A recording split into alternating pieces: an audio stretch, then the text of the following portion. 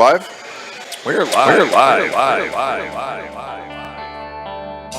Welcome back to another week of Play Harder Radio.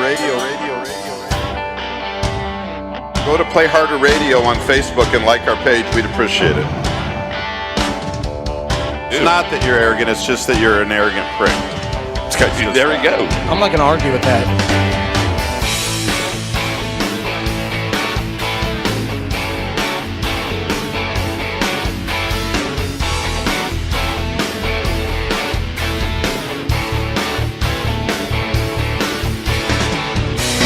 Do the shows to you, just like listen to everybody else is doing single. Alright, what's going on?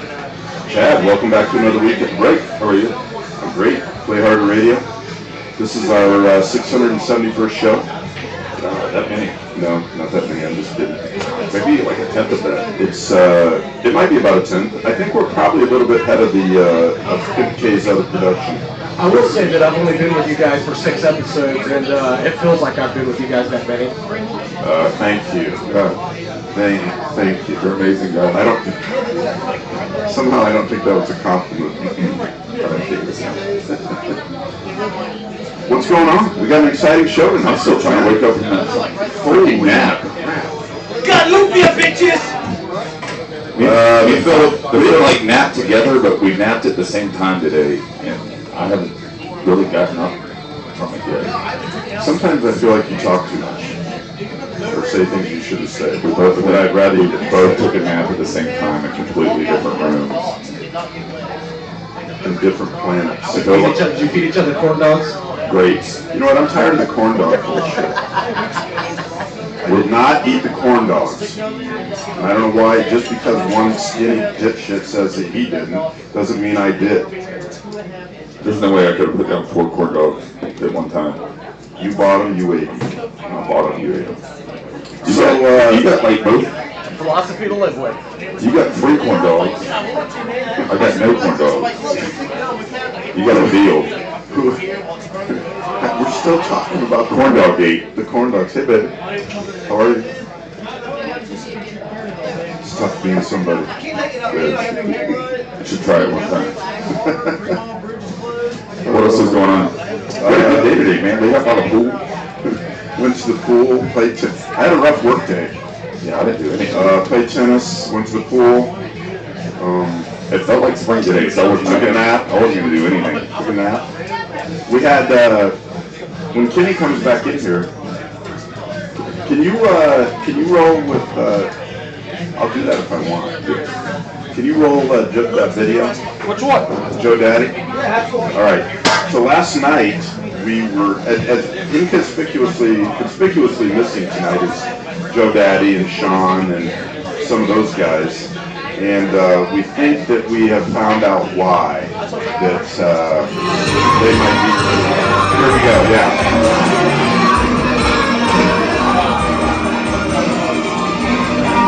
That is that's Joe Daddy on the pole with the Islander. Well, we just turned 46. Yeah, listen to the video. Get it, boy. Yeah, there's some good commentary for sure. That's Susie.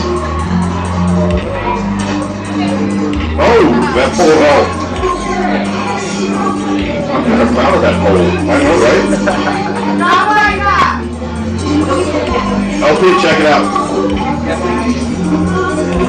We know why Joe Daddy's not here tonight now.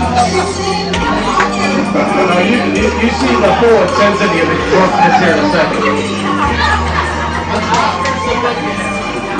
Okay, that's enough.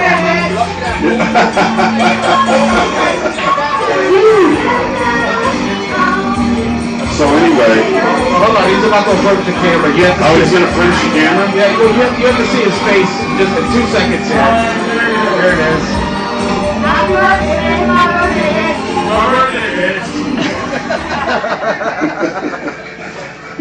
So that's... He's not any good on that thing, man. I'm awesome on those things. You would be. Aren't you awesome at everything? Yeah, we're going to put my videos up there next week, and we'll compare who's... Compare and contrast. I've done that. I've been on those stages all over the country. I've been on Las Vegas. Recently, Las Vegas. recently Aries. Okay, so Pensacola, Las Vegas, Yeah, that's kind of national. That's everywhere. all over the country. Yeah. The one in Las Vegas was kind of hard to achieve.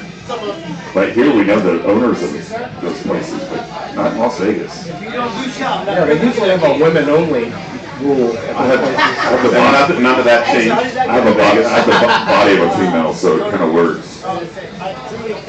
Amazing legs. I have a. Are we PG-13 or R this week? It's 13. I haven't said anything bad. No, I had a comment to No. you. You say you had the body of a woman. No, let's do it off there. It's a girlish figure, more or less. Well, that's not what you said, but Yeah. okay, then that's different. But good week. But speaking of kind of like a pole and Joe Daddy swinging around the pole, I was watching Chappelle. Have you seen the new Chappelle series? I've seen them, but it's been about a month, so you're gonna have to refresh me on some Well, of they the laid stuff. them all out. I think they dumped them all like on New Year's Eve or something like that, right? Yeah. And and kind of super interesting about the whole deal is, if you remember back in 2005, whatever was going on, and people had all kinds of comments about Chappelle that he was mental, that he was broken down mentally and this and that and whatever, but he walked away from 50 million to Right, it's the classic Hollywood ousting. When they don't like why you left or the fact that you left, they make you seem like a deranged asshole. right. And he kind of left on his terms. He's like, I don't like the deal. Yeah, enough money, man. How much money do you need? And so he's been gone for like 12 years and just came back this year. And I believe like 20 million an episode, and they just dropped 4 episodes down. Well, it's crazy. You got to think about the amount of money he was making, but he was also writing most of that stuff. So you got to think sometimes you're going to get in there and you're not going to be able to write anymore for a little while. You've already used up all your shit, so take some time off and come up with some new stuff. And that's what he did, man. And those new episodes are awesome. Did you see the Did you see the part of how he writes punchlines and puts them in a fishbowl? No. It's great. Did you see it, Kenny? Oh, yeah, The absolutely. kicked her one? Yeah. So I kicked him right in the... Yeah. So he comes out with a punchline ahead of it, and he said, "I kicked her right in the." So I kicked her in the.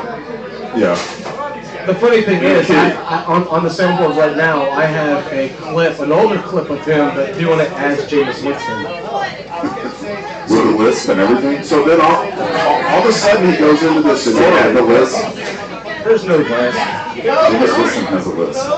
So do you. I know you weren't faking this tonight. Every once in a while. But he goes into this whole story about how he used to go over and that he grew up in, where did he grow up at? Just outside of DC Metro. Yeah, in Spring Hill. No, not Spring Hill, in Silver Spring. Silver Spring, I remember, because I lived there in Baltimore for 5 years, so it was Silver Spring. Stovetop stuff.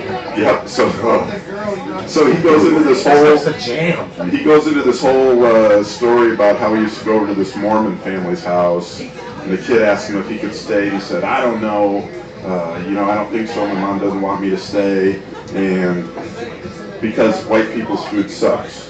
This is why he didn't want to, because it's bland. And that kid goes, "Well, it's too bad because my mom's fixing stovetop stuffing." He goes, "Stovetop stuffing?" He goes, "You don't understand. I've always wanted stovetop stuffing." Because all the commercials, man, back in the 80s, it was drenched with stovetop. And so, why did he go in the bathroom for so long, Kenny? He went and acted like he was washing his hands, but what it was is he didn't want to help set the table. Oh, so yeah, He waited yeah. it out. He didn't want it. He goes, "Yeah, we could go help my mom set the table." He goes, "Yeah, I don't want to do that shit." So he goes in there for like 10 minutes. He's washing his hands. He's in there long enough that the mom comes to The check mom on him. comes in and she goes, "Hey Dave, everything okay?" He's like, "Yeah, Mrs. Jenkins, everything's fine." And she goes, "It's funny when Sonny asked you to stay for dinner, I wasn't planning on you, and it turns out that we don't have enough stovetop stuffing for everybody." He goes, and he's like, "So I kicked her in the." Yeah. But he gave the punchline like 5 minutes before, and nobody had any clue that he was about to lay it on him again. And he gave everybody fair warning that he can throw a punchline out there and you won't even know what's coming when he starts telling the story, and it was pretty I've always funny. liked him, man, because his political views were kind of on both sides. He didn't mind calling out either side. Same with the race stuff. He didn't ever really give a shit about who he was going to offend or whatever, and so I think it made him likable to all audiences. He's still likable, but and we've had that conversation how I think Chappelle crosses the color barrier for everybody. That, blacks, whites, Asians, whatever, like him. Oh, okay, scratch Asians, obviously, because of this crowd did not. Are Filipinos really considered Asians? Are they considered anything? What are Filipinos? Considered. Are Filipinos Mexicans or Asians? They're the Mexicans. They're the Mexicans of the Asian community, no doubt. Says the Filipino. He does do yard work. That's building. He's an outdoor Mexican. You don't let that. Is You his don't let last name that. Santa Padre? Don't let him in your house. See. Gutierrez? Where was I going with this? I don't know. My thing, out of all the stuff that he talked about in his new special, the one thing that he's obviously pissed off about is that Keenan and Phil are doing his show. Oh, yeah, I didn't say that. They're 100% doing He it. fucking- Oh, I know what I was going to All four of say. them, by So I the way. watched the 3 episodes, the first 3 episodes, and I got to the 4th one, and he said he doesn't really. He goes both ways politically. Boy, the 4th episode didn't work. Yeah. Because he kind of went off on the political rant and stuff, and so it didn't work out all that well for me. But one of the subjects that came up when he was doing his show was swingers. And a couple weeks ago when I was in New Orleans, we met these people from Pittsburgh, and they were talking about how they got this couple from Pittsburgh, and they started talking about how they got hit on by this swinger couple and everything. Yeah. And I'm sitting there and I'm like, excuse me, but we were at the Aaron Rose, right? Yeah. And I go, and the Aaron Rose likes Pensacola Beach.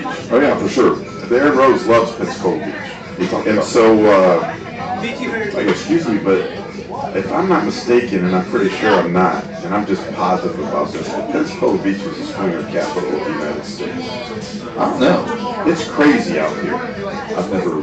Ask the bartenders. I know I've heard just the Pensacola area in general used Yes. to be like per capita the most swinger bars in the nation. I do know that it was a I remember there used to be fact. the thing at Days End where everybody would meet up and you would drop your keys in a bowl or some shit. Yeah, back And then- porch. The Ramada, that was the Yeah. Ramada actually. Wasn't Yeah, it? The Days Ramada? End where the back porch bar and grill is. Oh, the you're big talking about OTC. downtown, right? Yeah. Well, good, like I said, they used to be per capita. We had more swinger bars than anywhere in the nation at one point. I think like during the 80s.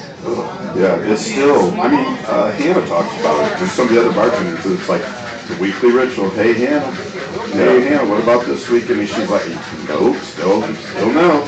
That's weird. Coincidence or not, Escambia County still per capita leads the nation in STD. Well, they're up there. I've never been hit on by another couple. I think it's good to do to be really intimidated by me. You know where Chancey's is? Yeah, right Wayne, there, remember this? Davis and 9 Mile. That was one of them. Wayne, do you remember this, Chancey's? So I'm in at Chancey's, and we used to go to Chancey's every week after like 3 or 4 times a night after work and throw darts. And I'm in there one night, like a Wednesday night or whatever, and there's this really good-looking blonde giving me the eye and looking at me across the bar, and hey, how you doing? And What was his name? And so that night ends and everything. We come back a couple nights later to play darts again, and she's all over me. She's like, So we that's start the worst talking case of and- hemorrhoids. It's a dude, oh my gosh. And so, thank you. That's the Filipino-Mexican. They can't hear him on the other side, so go ahead. But, so we're having drinks and kind of, He keeps it up, he's getting a mic. getting along and everything, and she goes, that guy over there is buying our drinks. And I'm like, who's that? I mean, we're sitting at the bar like this, and there's this cat over here just sitting there. So Jamie's like, look, you know. And she goes, that's my husband. And I'm like, yeah. I go, what's up with that? She goes, well, he likes to watch. I go, well, that's not going to happen. And so that was a whole night of, anyway, and Wayne and Good story. Steve and You know, And the whole bartender, everybody in the whole bar was laughing at me because I was the only one that was not in on the beat. Everybody else knew except for me. Bobo from the Underground Pub Show has some. Apparently, he was at one time a coveted cuckold guy, So David's like, look, and he partaked, and he's told the stories. Wow. Just All look. right, I didn't mean to spin it that Yeah, way. let's go. Let's get out of all that. Have you watched any of the Olympics? I watched the half pipe where Shaun White won. We watched some Alpine yesterday. And Yeah, Michaela Schifrin won What's the, gold in the giant slalom. the couples, some of the couples figure skating, which is still kind of crazy to me. Germany won the couples. Olympics, what it's all about. The Germany couple that's been there forever. It's all about. It's kind of crazy though. So like some of our trivia, I was going to pull this one out. Hey, Oscar, I can't hear anything, buddy. In 1961, our U.S. figure skating team died in a plane crash, like the entire team. Really? The whole figure skating team? Yeah, 18 of them. I had no idea. Yeah. That's What do you call it? Dick Button didn't. Yeah, it was actually today. So this is Today. Yeah. It actually was today. Yes. In 1961. yeah, that was crazy. Germany. Yeah, it wasn't like it was pulled up on screen or whatever. We're just going through some of our trivia stuff that we always. Must not have been for the Olympics, but it was the whole figure skating team. Yeah. That's crazy. Yeah. That's No. crazy time. Yeah. Have you never heard talk about that today, or did you just look it up? I just looked it up when I was looking up all this other stuff. That's interesting. Also, on like a local level, Ted Bundy was captured at Oscar's restaurant. Not this Oscar, but the one on Cervantes. The serial killer. Well, I guess I never knew he was captured here. My name is Oh, Chad. yeah. They had a big sign out there today. The problem is in the movie, in both movies actually, this is funny, on that scene, they show mountains in the background, right? Yeah, they show mountains in the I back. can't stand Yeah. that, man. Oh, that irritates the hell out of me. That is funny. Why? How did they make that kind of blunder in the movie? It happens all the time. There was Because nobody, I mean, think about it, percentage-wise, if people are going to watch that, how many of them are from this area and can actually scrutinize the scenery in the I background? can remember the movie that I was watching. Me and my dad were watching a few years back, and we were talking about being in Lubbock, Texas, and they walk out of this barn, and there's just freaking mountains everywhere. And I was like, man, that is not anywhere. East Texas. That is not East Texas or West Texas at all. West Texas Blues. So the medal count. You running a program? The hotline shut down, so I'm getting it back up. Excellent. Excellent. Germany leads the gold medal count, 9 with a total of 15 medals. Norway 6 and 17 total. Netherlands 5 and 12. USA 5 and 8, and Canada 4 and 13 total. How do we normally do? Like, I just don't keep up with the Olympics. I'm not that. Winner's not a big deal for us. Yeah, so we don't win the winner very often. No, I don't think we ever win the winner. Germany's the favorite, was the odds-on favorite coming in. Figure that out. I'd like to know that if we've ever won the Winter Olympics. But Michaela Schifrin last night, who won the giant slalom, Yeah. I think she's going after the slalom finals tonight. See, I like that stuff because it looks like somebody could possibly die. Not that you want to watch it, but just there's some sports like the luge and all that stuff, the skeleton and all that. Man, you're like, That's some crazy Yeah. stuff. You see the kind of altitude and stuff the downhillers are getting? it's nuts. I mean, like And then jump and then land and turn and all that Like- stuff. And how do you not just like eat it? I get it. like 10 feet, like 10 feet at 80 miles an hour. I wanted to see, like in football, like Brett Favre or whoever, Barry Bonds. When you retire, there's really not a high to catch anymore. You didn't ever do anything that was like the biggest high ever. Maybe you threw a Hail Mary and it got caught. But every time these guys go down that mountain, that's got to be a freaking rush. Yeah. There's no way that when you retire you can replace it. In the giant slalom last night, there was 49 gates. That's crazy. And you have to hit each one. How's You it gotta work? come, you gotta, around each one. Yeah, Can't miss you one. have to go through the flags. Through the- Between the two flags that are set up. Okay. Well, it's a 2-pole flag for the giant slalom, so you gotta go between that one and the next one that's however many Oh, right. 20 yards down Right, yeah, they're down late in the- increments, correct. down the hill or whatever. Right. Anyway, she's it's funny that Lindsey Vonn has been the darling of USA skiing forever, and was mouthing off about not going to the White House, and Yeah. this and that kind of thing. And Schifrin is actually a candidate for 4 medals and possibly 4 golds. The slalom tonight, then the combined and the downhill. She's really come into the giant slalom and the downhill. Really got this, just started to click for her. And the bad luck not hitting on a giant slalom. So she's in there for possibly 4 golds. That'd be pretty cool. Lindsey Vonn was the one that dated Tiger Woods, right? Correct. After the incident. Now, she's actually been Captain Fun. She was having her arm done at Andrews and rolled in and nobody knew who she was. Cool. I didn't talk to her. Did you ever game face on? Probably. That's too funny. Shaun White was his third. That was his third gold in 12, so 3 Olympics. Yeah, I don't see another. That was a big comeback. It's weird. That dude looks old. Like, I remember being a kid, and I get that I'm not the youngest person, but like, that guy looks beat up. I don't know. It's like he got a stylist or something. He's not rocking, you know what I mean? He's like. Well, he got a haircut. It looks like Rick Astley a little bit. But he looks like he paid somebody to look that way. Does that make sense? James, bitch! Yeah. God, what did they give an Oscar? I don't know. But It's like Ron he's Green. full of piss and vinegar. There's no doubt about that. Yeah. Or whatever the Asian Mexican equivalent is. Is he angry? No. Never seen Oscar angry. I think he's been angry. Was he angry when he slapped you last week? At Mardi Gras? That's a friendly attack. Pitchers and catchers reported yesterday. Beautiful. Full camps start on the 19th. Monday, I suppose that is. When opening day is the first Tuesday. Usually the first weekend in April. It could be March, though. Cincinnati always plays the opener on Sunday night. So, this is a big baseball crowd. Yeah, I'm so excited about it. I can tell that. I could tell that from Kenny as well. Oh, dude, I could name about 7 I'm players. sarcastic. I'm super stoked, man. I love baseball. You seem sarcastic to me. No, man. The funny thing is, on the other show, there's only one person on that whole panel that likes baseball, and that's CJ. And when me and him get into it, the rest of them pout and everything else until we stop talking about I it. like watching the World Series. Yeah, I like baseball. It's it's more fun in person until it's the playoffs. There's something different about the playoffs on TV than just everyday game on TV. That's the sport, though, right? I do like going in person.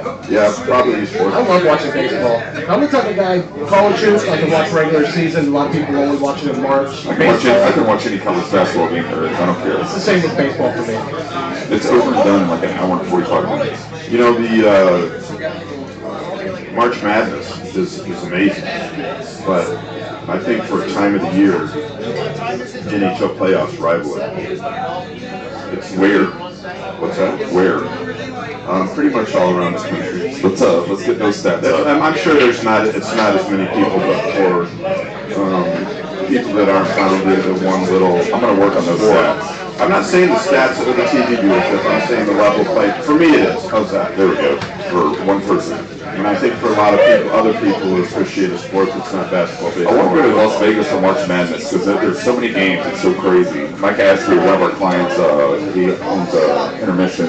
He goes out there every year for March Madness, and I always get invited. It always seems the beginning of the season, so I've always had a hard time being able to get out there. It may start on my birthday this year, the 15th. Yeah. So Good friends. Yeah, I knew you were. I'll be in the air. Yes, thank Like you. finish each other's sentences. Yeah. When is my birthday? Nap together and everything. September Ate corn dogs, all that. 24th. No, it's 18th, but I appreciate being a good friend. Except for Faja. I mean, that wasn't too bad. I Wasn't stand bad. At least you got the month. You were kind of surprised when I said September. Yeah, I was. Yeah, but you had a 1 in 12 chance. That was not good odds. No. Hey, you know what happened in 2005? YouTube started. That makes Kenny happy. Well, not really, because I know. in 2018 they pretty much ripped everybody's soul out. So What'd they do? they basically took away partnerships from anybody that didn't hit a certain threshold, or anybody that wasn't already rich from YouTube can no longer be rich on YouTube. That basically. Is it killing YouTube? Well, they don't know yet. The problem is, and this is actually a big in financial news right now, is that the new algorithm that decides what ads they do and do not run is an automated system based on an algorithm that they developed with the people from Facebook, and they don't know yet. There could be billion-dollar ventures that ads get killed and they'll lose out on the money because the algorithms don't pick well, basically. We know now through other YouTubers and things of that nature that legitimate videos are being pulled down and being flagged for reasons that the computer believes are there that aren't actually there, and they're afraid the same thing can happen for, like I said, million-dollar ad campaigns. Excellent. That's just great news. A little break. Yeah, we'll take a little break on that note and do a little pause for the cause. Check out our sponsors, Tell Staffing and HR and Rocky's Termite Pest Control. Chad, why don't you get with Kenny on that deal and we'll figure that out when we come back. So, you ready to take that break? Kenny? Yeah, absolutely. All right, let's do it. We'll be back in about 5 minutes on Play Harder Radio.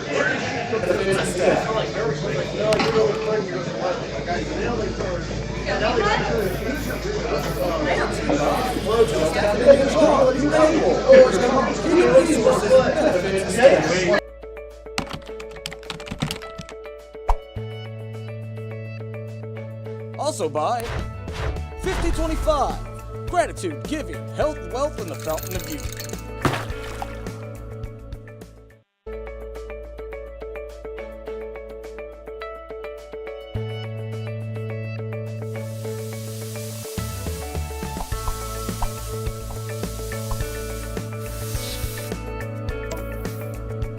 Play Harder Radio is sponsored by Rocky's Termite and Pest Control, a family tradition since 1962. Rocky's Termite and Pest Control is family owned and operated and serves the Escambia, Santa Rosa, and Okaloosa counties. Give them a call today, 850-380-5408.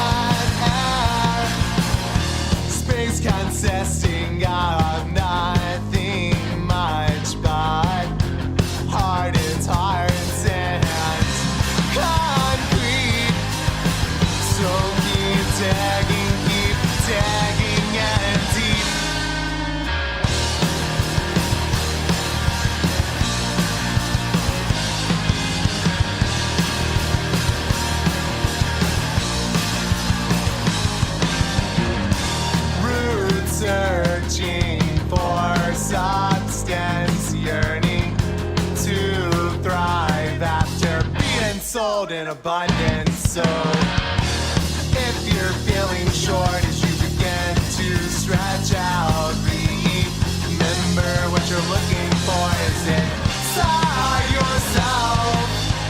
But you're feeling dry, yeah, you're feeling dry out now. So don't give in. I know it's easier to roll over and just pretend like you found yourself and learned to coalesce in this overly redundant mess. So wish I hope comes true.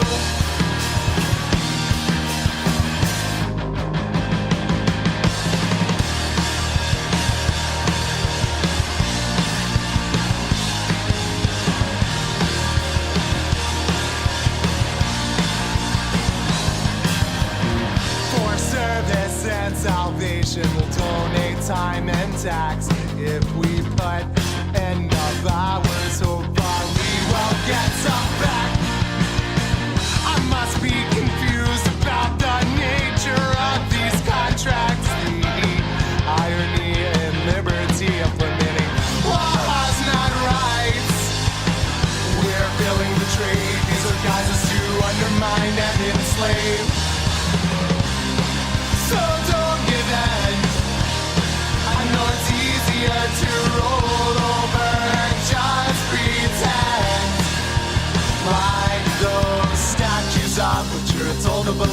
are made out of something that's more concrete than the desires your own heart tells you you need.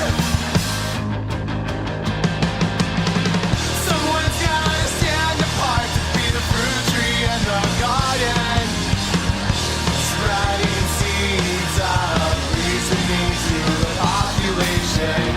We're just the snakes and the grass, protecting the branches. Our souls contain that your only message. That only message.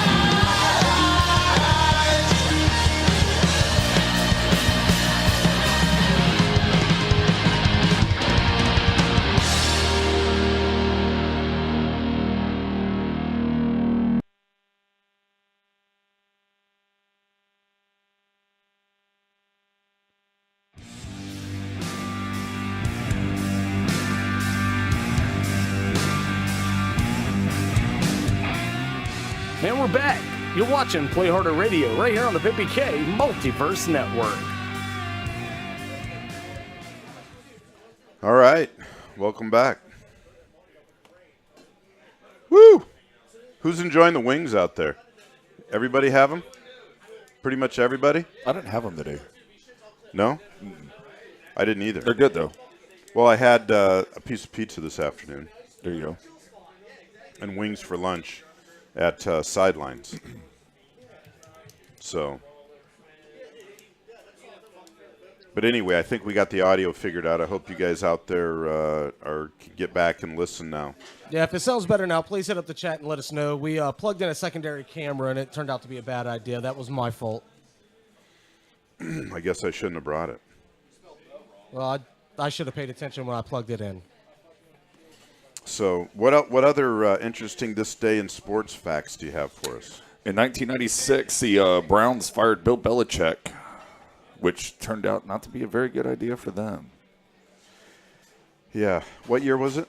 In 96, yeah, my high school senior year. When did he take over in New England? It wasn't too long after that. I think I can't remember. I think he went. I don't know what he did. I think maybe he had a year or two off because I kind of remember him being a color commentator or like an analyst for like a year, and then I can't imagine him. I can't remember if he was good or not. I just remember his face being on a panel. But he's so dry. I couldn't imagine his rhetoric going over too well. But here's what's crazy is the Browns during his tenure were 36-44. That doesn't sound like a very good record, but that's not that bad. That makes him even a better coach in my eyes than he was prior to me knowing this. I agree. I agree. Kenny, can you pan that down, see if we can pick this up? I bet they haven't won. It's not as I don't know if you can that much or not. I would like to know. I should have looked that up. I bet they haven't won 36 games since that. Man, so that's been 21 years. Yeah, of so football. they've got maybe. I'll bet you it's close. It'll be on the fence. They'd have to win 2 a year to eclipse that. Yeah, I love the meme with all the quarterbacks that have been around since Tim I haven't Couch. seen that. Oh God, it's crazy. That's not going to work. You're going to have to hold it up so they can That's see fine. it. No worries. That's no big. Tim Couch out of Kentucky. Yes, the number one pick. He wasn't even that bad either, and I think he was under Belichick's little, 36 wins somewhere in there. So could you imagine if what we were if it turned out that what we were putting up with all this time, as far as always in the Super Bowl and always winning and all that stuff, was the Cleveland Browns? Oh my God! For the last 18 I think years. the NFL would have intervened and done something because at least the Patriots are pretty. It's a kind of a American and all this shit. Like the NBA does. The Browns, the Browns just aren't sexy. There's nothing sexy about the Cleveland Browns except their colors. Yeah, right? They're brown and orange. Yeah, they were named after their old football coach, Paul Brown. Yeah. The Brown family still come up with something cooler in than Cincinnati, though. Yeah, the Browns. I can't imagine girls just wanting. I'm going to go buy some really cool looking Browns gear. Girl, the what? The Cleveland Steamers. That's awesome. That's awesome, Brad. You just come in with Thank you. the bangers. That all the time. completely changed the direction of the show. Right there. Speaking of uniforms, sure I don't like which at all. The Washington Redskins, Darryl Green, his birthday today. He was born in 1960. Yeah, I don't 58 like years old. I don't bet he could still suit up and do a little bit of damage, at least on a college level. He could probably outrun the Juice. Yeah, that guy was crazy, man. That dude was fast. Yeah, he played until like 42 or 43 years old at like a pretty high level. At corner, too, right? Yeah. He played until that age at corner? He was a corner, and then he also did kick returning. Right. Well, he was the pretty much the best until Hester came along. Out of Miami. And then the Bears ruined Hester. Even though he was maybe the best ever, they still that run he had, and then returning the opening kickoff in the Super Bowl. I think the Browns were trying to get the Bears were trying to get the most value out of him for what the money that they were paying him. So they're like, yes, you're the best at punt and kickoff returning, but we got to get you some touchdowns via receiving. And it just it didn't ruin him, but I think it took a few years off of his career. Well, I think as a Bear fan, it ruined him because of watching a lot of Bear games, that it ruined his production on his production as well. I think it killed his confidence, and you're also not as healthy as you are when you're only touching the ball 8 times a game. I was ready to win that Super Bowl, let me tell you, when he returned that opening kickoff. Yeah, that was the same year that Ted Ginn ran back the kickoff for Ohio State against Florida, and it was ironic that those were the first plays, and it didn't bode well for either team. The other team. You know what? I think in history that doesn't bode well. Yeah, I think returning an opening kickoff type of thing does not bode well in throughout history for football teams. Well, my thinking is if you get that kickoff return and you get it for a touchdown, yeah, that's great. But your offense didn't do it, so they really haven't found their rhythm yet. And the second you go 3 and out, after getting that initial 7 points, man, it kind of could. It's a false sense of confidence, I think, that you've got something that, all right, well, we're up 7, and so instead of, playing this game on even terms, we got a 7-point advantage. Correct. But the Bears that year had become so horrible with Rex Grossman at quarterback. Speaking of Florida, if you look at stats, so Rex Grossman wasn't that bad of a quarterback. He just didn't. He didn't perform well in stressful situations, or he threw some suspect INTs, and his touchdown to interception ratio after the 6th game of the season got completely out of whack. So I want to say the first 5 games he was the league MVP. Yeah. And then the 6th game was they were down to Arizona. Yeah. And Urlacher took over and basically won that game. That's where Dennis Green's they are who we thought they were. Let them off the hook. We let them off the hook. Yeah, it was like a 20 or 26-point lead, something like that. I don't think it was that much. I really do think Arizona had 26 unanswered points in that game. I don't know why I know that. Urlacher pretty much took over and won that game, and but then after that, man, it just couldn't get it together, in as a whole. People calling for him. I was, still. Who'd they play in that Super Bowl? Colts. Oh yeah, the Colts. Peyton Manning. Marvin Harrison. Me and my dad and Mikey and Breck and Carlo were in Vegas for that Super Bowl. I want to say that it was probably Edgerrin James was probably running back. Yeah, Edge would have been the running back out of Miami. Most definitely. Yeah, I had way too much to drink during that game and actually got. No. Yeah. Come on. I had my buddy Mikey escorted me from the where we watched it all the way up to my room, and I think I woke up the next day about 3 p.m. Whew. Nice. Yeah, my dad was really impressed. Did you watch any golf last weekend? No. I was a little. I think we talked about it on Sunday morning. I said that Dennis Johnson or Dennis. Why do I keep saying that? I got old. You got NBA on the brain. NBA on the brain. Boston Celtics hated Dennis Johnson and the Celtics. Oh, freckles. Yeah, he looked weird, man. Black people with freckles just kind of weird me out.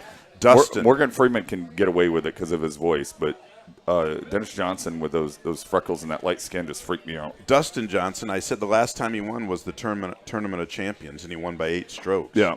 So he's tied for the lead with Ted Porter. Yeah, the journeyman. Journeyman out of Ocala, Florida, Ted Porter, who sat out the 14 through 16 season with a broken ankle. We have a doctor in the house that had a broken ankle. Suffered much the same kind of injury. He broke it stepping off a curb in flip-flops.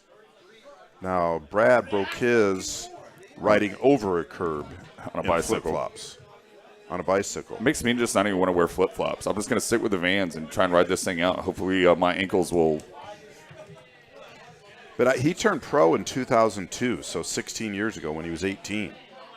And I thought he was pretty much a journeyman who hadn't done anything, but he did win the 2012 Greenbrier in a tournament that both Phil and Tiger were in, and both Phil and Tiger missed the cut in that tournament. Yeah, that was kind of when Tiger's 2012 was his downfall. What do you think? How many times do you think Tiger and Phil both missed a cut in a tournament? There was a Same long tournament. There was a long time during Tiger's career. I want to say like 10 years or 11 years where he didn't miss a single cut. So right there, you're going to have to go to like after 08 to up to now to start trying to see, for one, if they were in the same tournament together. He never missed a cut. It was crazy. And then it was just miss, and then all of a sudden he's hurt, out for a year, whatever. But, yeah, there wasn't a whole lot of tournaments that him and Phil could have missed together because after 08, they didn't play a lot of tournaments together. So, Porter, I'm watching this thing, and my comment to you was Dustin's back to play another tournament. I guess he needs another $1 million. He just comes out when he needs $1 million. That's what Boo Weekly does. Type of thing. And he ended up shooting an even round and losing by 3 strokes. Phil shot 5 under that day to come from 9 under to 14 to finish second. Dr. Brad likes Phil for the Masters. You know, if he was wanting a wager on that. Yeah, that'd probably kind of be out there. But so he won the 2012 Greenbrier. His best finish, he's been in 5 majors. His best finish was the 60th at the Open Championship. He missed the cut on all 4 others. I wish we could get Koepka's out here staying at Portofino, man. I wish we could get him up here for the show. That'd be awesome. Why didn't somebody call him? I can finally say his name. Koepka. Brooks Koepka. Yeah, so where our show is, right down the road a couple miles, is where all the athletes stay that go to Andrews Institute to get a they still at Portofino. They also stay at the Beach Club. Yep. But he won $1.1 million for that Greenbrier.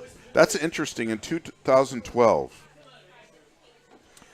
6 years ago, he won $1.1 million for the Greenbrier, and he won $1.3 million for Pebble Beach this year. Which you would think would be it would be almost double for winning Pebble. Yeah, and from 6 years ago. I just don't think golf's as popular as it was, even 10 years ago. So I don't think the purses have gone up a whole lot like they did. They went up like crazy from 97 to 07, and then have probably kind of leveled off, or some of them fell down. It's not as popular for the non-golfers. Correct. It's easily as popular, if not more, amongst the golfers. Yeah. For those of us who care about golf. For those of us who it doesn't make a difference if Tiger's there or not, whether we watch golf. I still haven't gotten the itch. I'll watch the majors and stuff like that, but I don't have the itch like I used to, man. I used to wake up in the morning when I was a kid, and it didn't matter what it was. I was watching Thursday through Sunday. Yeah, you were into that thing then. Yeah. But I did that in the 90s before. If I wasn't playing, I played 5 times. I played every Saturday and Sunday, and probably 3 to 4 nights a week after work. Yeah, I would go up to our local golf course, Boulder Bay, and like 11 or 12, and hit some balls, and then go annoy the shit out of whoever was bartending, and have Cokes and eat a sandwich. And how old were you? When were you doing this? Oh, probably 10 years old. 8 to 12 years old. Was this in Niceville? Oh yeah. Nice. What years were you in Niceville? 86, Did you grow up in Lubbock? 86 to 96. 86 to 96. When were you in Lubbock? Before then. When were you born? 77. 77, the year I graduated high school. That's interesting. Yes, my dad was 36. I was 18. Nice. 1918. We have a commenter in the audience that says those numbers are cubed. Cubed? As in to the third power. I got you. That's cute. Yeah. Who was that comment by? You recall? The Lumpia guy. Oh. Nice. Man, in 1964, we should have talked about this while the Chappelle's bit was going, but Chris Farley's birthday was today. He was probably one of my favorite comedians. Made crazy amount of SNL skits that I still watch to this day, or he had some awesome movies, man. In a van. Down by the river. What's your favorite movie? Man, the Tommy Boys and has to be. Yeah, Tommy Boys. Black great. Sheep was fantastic. Did that leave a mark? I think Like right in this area, right. I'm pretty sure No, that nothing. I'm pretty sure that I even made my dad, whose humor is he's funny, but our humors at that time, at that age, are completely different. But I think he watched it, and I remember him laughing quite a bit.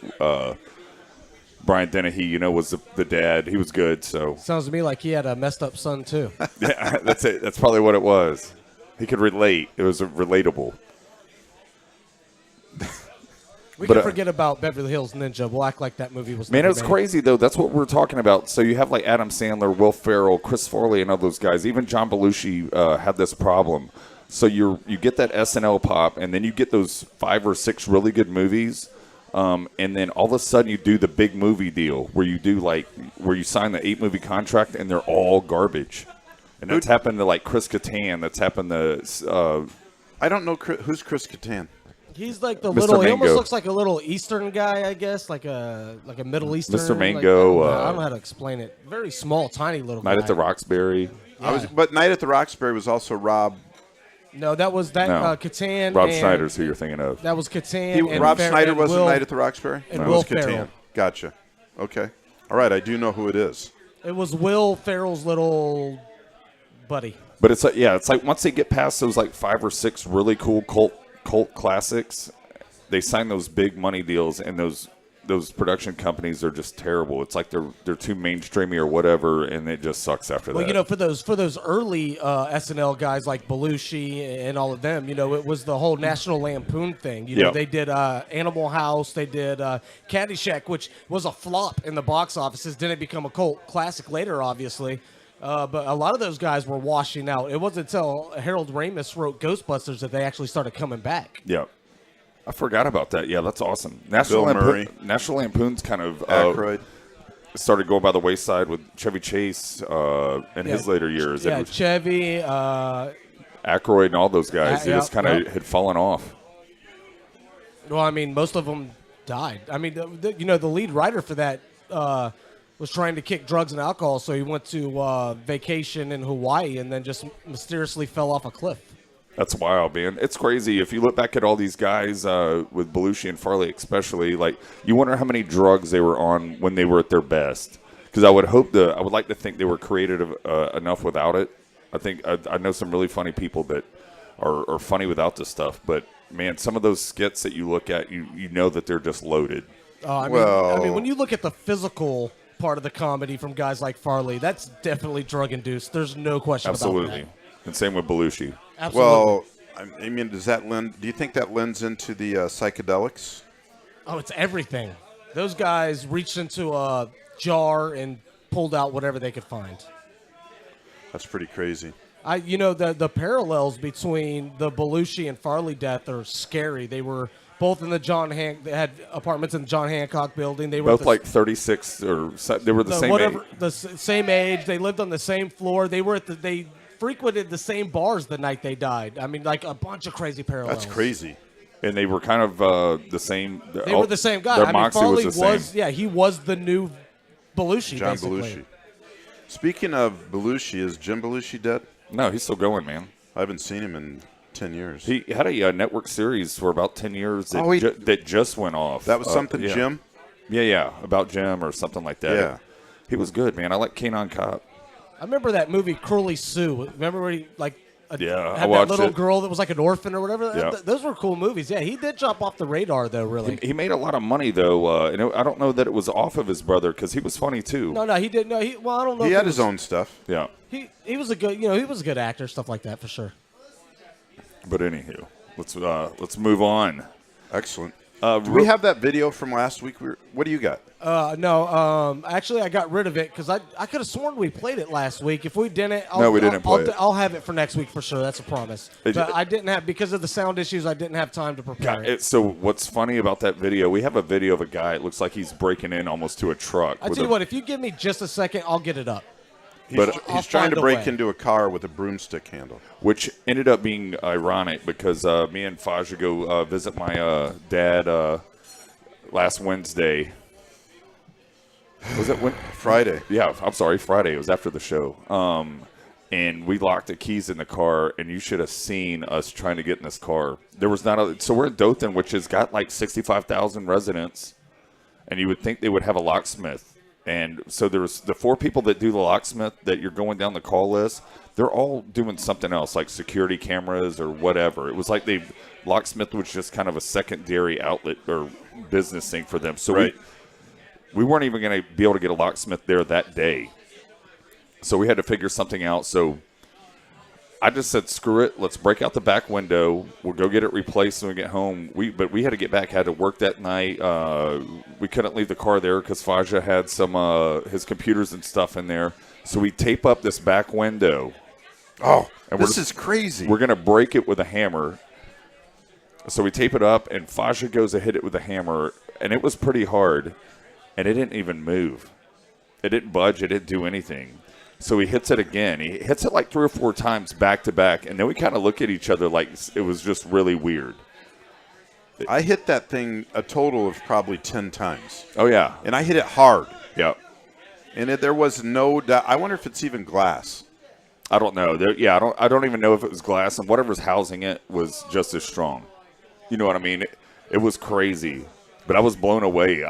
I had the feeling that if I hit it hard enough, I could probably pop it out, but that it would just concave in and pop out of the frame and come right back and come and land in the back seat, and then I'd break my wrist on the frame of the door. I think I can play it if you guys are ready. Well, let's go ahead. This is just to preview this video. Probably one of the greatest sports calls in sports history. If you guys want to comment during the middle, I have it up to where you guys can. It's going to be. You guys will still be on screen. So. Excellent. Here we go. Gentleman who's got himself a mop handle, and he. I don't know why it keeps stopping. Let's try that again. It's an open parking lot, 11. Well, maybe we won't be able to. It's an open parking lot, 11:09 p.m. There's a gentleman who's got himself a mop handle, and he is pointing it towards the window of a pickup truck. He's got a stance about shoulder width apart, and he bangs the mop at the top of the window and then hits and resets. He's got his feet now moving apart. It is a truck. Just to the right to check, make sure no one's around. And he's now positions the mop again, backs it up, slams it back into the window, slams it a second time. That's 3. That's 4. Las Vegas odds say he won't hit one more time, and he doesn't. Taking a breather, he looks like he's winded. Now he's starting to stumble just a little bit. Gets the mop, backs up. I think this guy's he drunk. Needs a bit more of a running start. And yes, he positions the mop, runs towards the window, and can't break it. Can't break it. That's 3. 4, if you're counting at home, that's 14 blows against the window with the mop. Now remember, the dirty part of the mop is underneath his arm. He's got a handle. Again, he strikes the window. And now he comes down hard, raining blows down upon the window. 1, 2, 3, and this is just about tuckered him out. He decides to run over to the other window, thinking maybe that one will be a little easier to break with a mop handle, but no.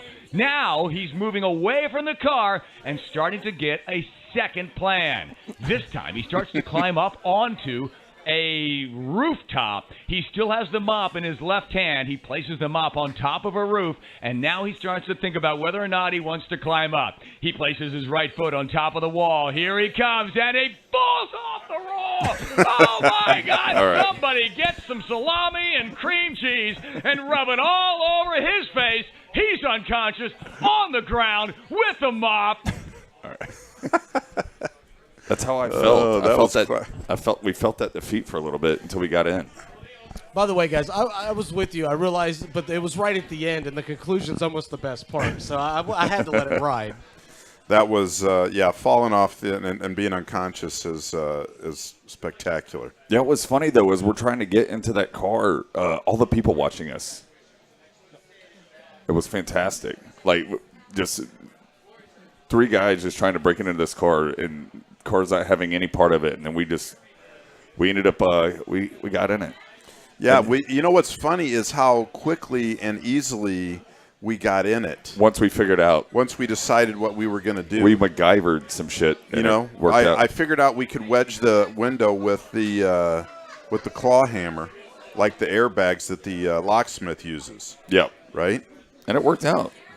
And so, you know what? It took us literally...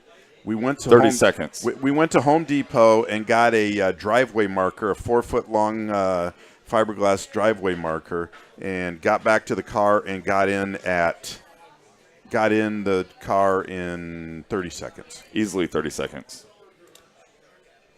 So Nate's phone is dead. Excellent. Well, one of them's going to have to call or give me a number to call. I got a number for you. I'll text it to you. Awesome. What time we got here? 7:58. So let's, after that fine call on the breaking and entering for the car there, let's take about a 5, 6, 7 minute break here.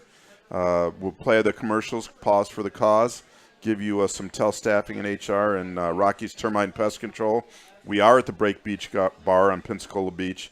We'll be back in about 5, 6 minutes with Mike Johnson, Nate Dennis, and Brandon Dean and talk a little NASCAR. Left turn, left turn.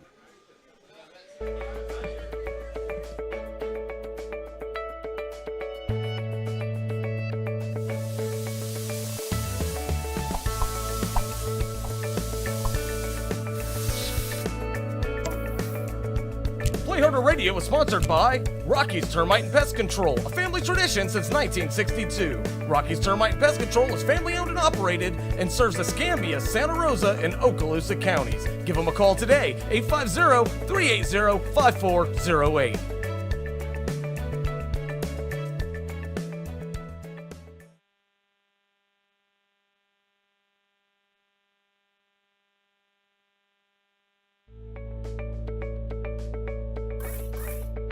Brought to you by Tel Staffing and HR for your payroll, workers' comp, human resources, benefits, and staffing.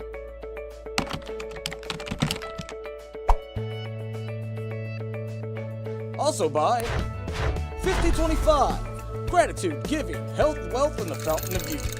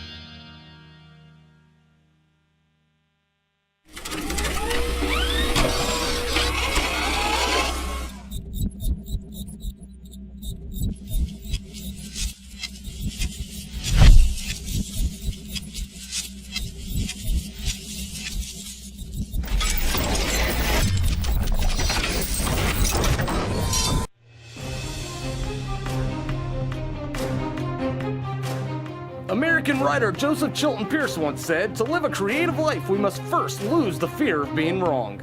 Well, these two have it all figured out. It's Fajan Chad for Play Harder Radio, part of the Pippi K Multiverse Network. Boom. Welcome back. We got the Can-Am races tonight, Can-Am dual races tonight. What does that mean? It's two preview races to the weekend. My boy Jimmy Johnson was one of the first two out in the first race. They were scheduled at 6 and 7:30, so I don't know how many. They got 60. They're 60-lap races. Looks like the 7th race is on about lap 5, right? Or the 2nd race is on about lap 5 right now. I remember being at Talladega on Friday. They did something called the happy hour, but I don't remember it being a race. I think they were just out there goofing off and seeing if their cars were right and all that kind of stuff. Well, I think it's all still, getting everything tuned in. How's that? We can't see if that's, I'm sure it is working, but let's see. I guess when you go away, that stops it. The feed on my phone, I guess, is a few seconds behind, right? Yeah, It's you're gonna have some natural delay, and I like to put a little bit of extra delay on top, just in case there's some kind of issue, network lag, anything like that. It ensures that everything is on. It just came up there, Chad. There you go. And it was like it just came up, but it was like you got to go a little bit closer like that, I think, because what we're holding up here is a Defend the Shaka Bar sticker. Check out the Shaka Bar this summer when you this summer when you come onto the beach, right behind the Aloha Wine and Spirits. There's just controversy on the beach. See, I had it too high even, but I guess you can see it there. No, you had it squared up at one point. There it is. Yeah, a little bit of controversy on the beach about it, but it's a great place. It's a great spot. I think all the controversy is benefiting them.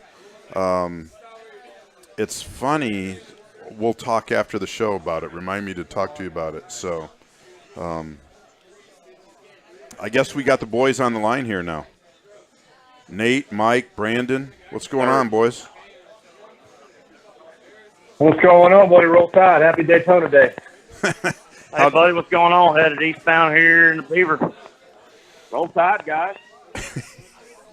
If anybody's wondering about the first thing that comes out is Roll Tide, we've got Brandon Dean and Mike Johnson, who are a couple of former Tide players, Alabama players, back in I think they graduated in 8 and 9, if I'm not mistaken, 2008 and 2009. Yeah, Dean graduated in 04. I graduated in 09. Okay, 04. Did you guys? Did you see where your he's old shit? Your guy Mike Shula got the OC job for the Giants today. I definitely saw that. Yeah, man, that's a hell of a move for him. What was it like playing for Shula? Yeah, that's great for him.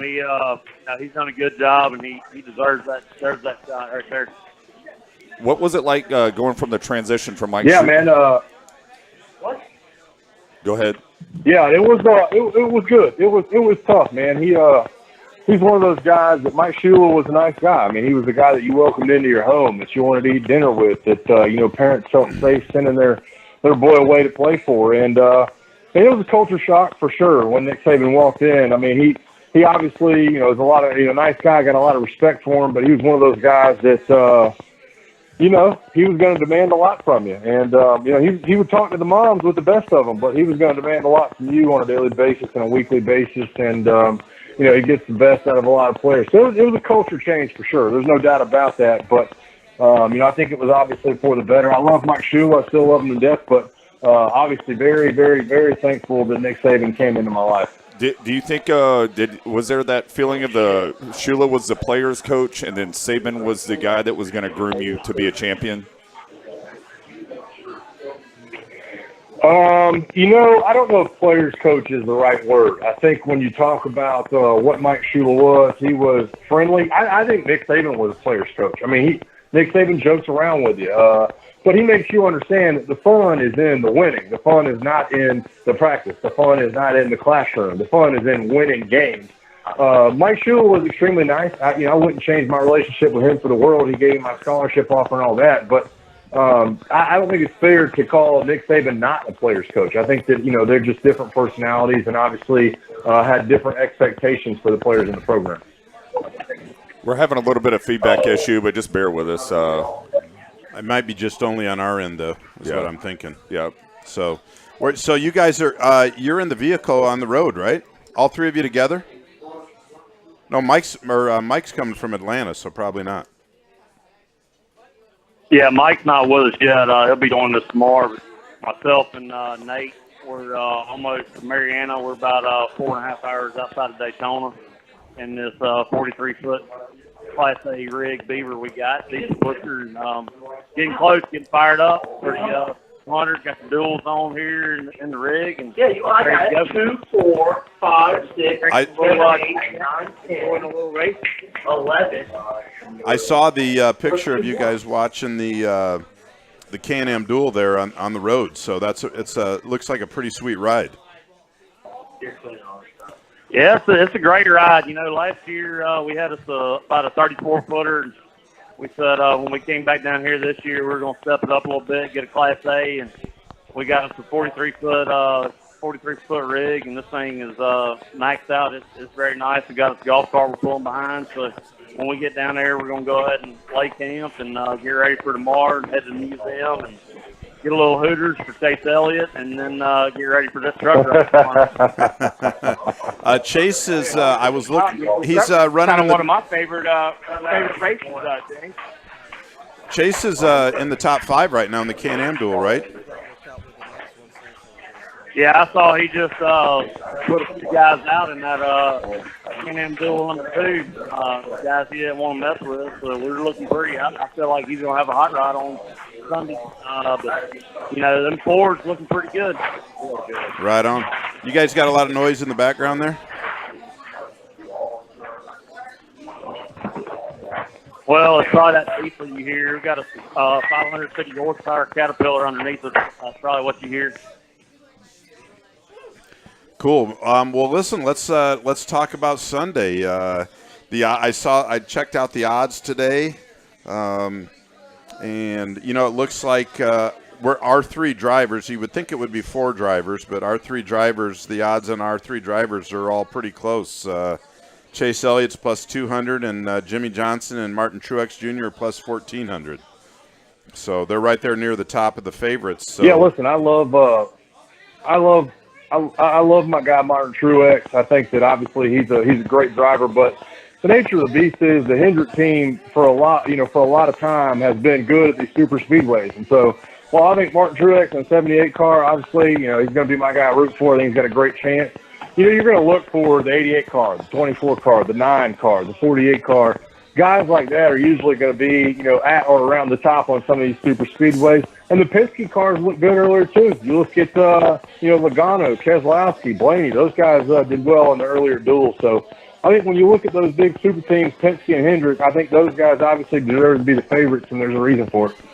Bowman. Yeah, if you look at last Sunday's race, the class, and you look at, not necessarily how they qualified, but you look at the duel number 1 tonight, you can tell that the Fords, have a great shot of pretty much doing great things this Sunday. But don't ever count out those Chevrolets. I think about halfway through that race, they're going to really figure this thing out, and I think that Camaro is going to head towards the front. Obviously, I think the 9 car is going to be good. I think the 24 car, if he can stay out of trouble, is going to be something to reckon with as well. And 88, yeah, 88. I was going to say, what do you think? What do you think about the 88? Driver. Well, tell you what, he's in a Chevrolet, and he's going to have a good shot to get us up there to the top if Chevy's going to dominate this year. And well, I tell you what, there's only one Chevrolet in the top 5 in the Clash last Sunday, and that was my boy Austin Dillon. That 88's hell in the simulators. We'll see what he can do on the track. Austin Dillon's plus 4,400 in the odds. He's down there at the, maybe the bottom third of the odds, but, it's a good value bet. He won a race. I know, it is a good value bet. That's what I'm thinking. What do you think about Austin on Sunday? Yeah, listen, I don't want to tell cut Nate off here as far as talking about his driver and the number 3 car and all that, but Austin Dillon, man, I think he's got a good future. I think obviously being in that Childress car is a big thing for him, but show me something. Show me you can win at some of these super speedways. I'd look for another guy to jump up before I'm jumping on Austin Dillon or his brother or either one right now. I think that he's going to have to prove it to me before I think he's some kind of big force on it. That's why the odds are good, though. I mean, that's why the payout is there. But I don't know if I'm wasting my money on that 3 car, not this weekend. Hey, real quick, before we get into anything else, I was wanting to ask you about, like I said, this is the first year I'm really back in the racing. All right, so I get that drivers get older and, they're not winning as much. But look at guys like Casey Kane, Ryan Newman, Jimmy McMurray. What has it caused them to just fall off so much? Is it an age deal? Is it the teams they're with? What's really led to where they're just by looking at odds that they're not up there? Yeah, I mean, obviously Dean will have some input on that as well. But listen, the fact of the matter is this: there's a lot of young, talented drivers in there as well, and while you see guys that are in some of these big teams and guys that you've been grown accustomed to being at or near the front of the field, I mean, Martin Truex is a good driver. He's old, 36. Kyle Busch is a guy that's getting up there in age. Kurt Busch won the 500 last year. Jimmy Johnson's been successful. So there just isn't room for all these guys to be impactful. And when you have guys like Chase Elliott, Ryan Blaney, Austin Dillon, all these young guns, and you include, Alex Bowman, obviously, and William Byron, and, Suarez. There's not room for everybody to really make an impact in the sport. And the fact is, you either got to be driving fast or you got to get out of the way, and I think that's what, a guy like Jamie Murray or Ryan Newman's dealing with right now. I don't think Jamie Murray or Ryan Newman and 2 guys that have dominated the sport. I think that, within the last 4 years, you've had some sure enough horses that have retired. And the guys that we're calling the older guard right now have never really been that successful. Check out, obviously, Kevin Harvick, who is a dominant driver. Jimmy Johnson, a lot of people overlook, he's got seven championships, tied with Dale Earnhardt and Richard Petty as the most in NASCAR. But you look at the other guys that are around there, and there's really not a guy that has been dominant over their whole career in the sport. They've just been kind of clingers. And that's why these young guys are getting so much attention, because everybody else is retired. Now you've got the older guys, quote unquote, and they've never really laid their hat in the sport. And Nate echo a little bit more on this, because he's got a little bit more skin in the game. Well, one of my things is I've always been a Johnson fan. And when we all made a pact to, get some drivers that have a future, I've been, getting slapped around a little bit about my Austin Dillon pick, but I'll tell you one thing right now. I got a great feeling about Austin. I think Austin's going to be a great driver. I think he's got a future. A lot of people say he's got a golden spoon, but you know what? Say what you want to say. The kid's, he's pretty damn good at what he does, and he's got a good ride and a good crew behind him, and we'll just see how she pans out. In 2004, there was a golden spoon. His name was Dale Jr., and I believe he won it. So it's not that it's impossible. Well, Dale Jr. won the 500. He never won a championship, and he only won about 22 races. Correct. And I was one of the biggest Dale Jr. fans there was out there. But myself included. I would consider him in the same breath as a Ryan Newman or guys like that who I'm talking about right now. Dale Jr. should have hung it up about 3 years ago, and he'd have a much different outlook on his career. So actually, on like history today, Dale Sr.